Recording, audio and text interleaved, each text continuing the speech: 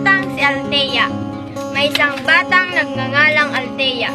Galing siya sa isang simple, ngunit masayang pamilya.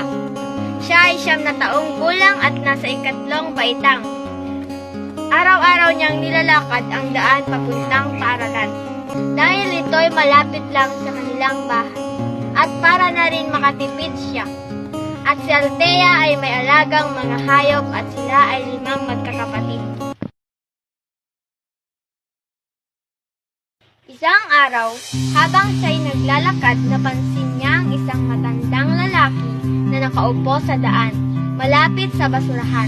Ito'y mukhang malungkot at hinang-hina. Nilapitan niya ito at kinausap. Bakit po kayo nandito? Pasok po dito!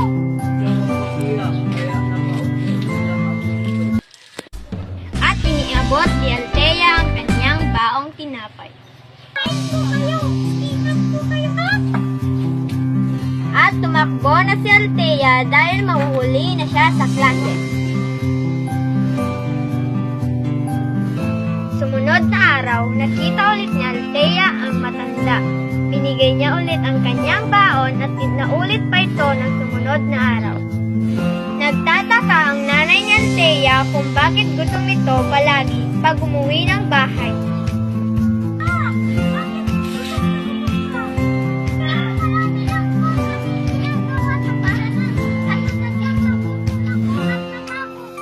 Nang pumunta ulit si Althea, kinabukasan sa kinaroroonan lagi ng matanda, wala na ito doon.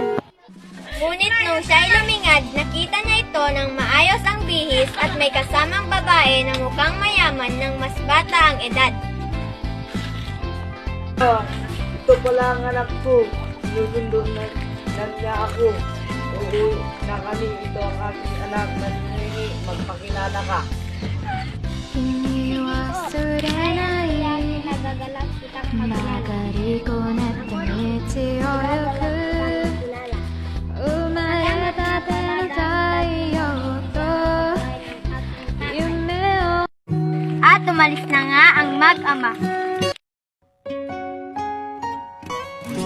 Kinabukasan, umuwi na si Althea at siya ay nakakita ng mga hayop at inalagaan niya ang mga ito. Marami siyang mga alaga at sila ay masaya.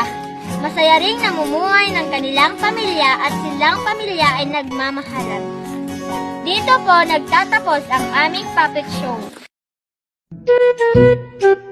Oh!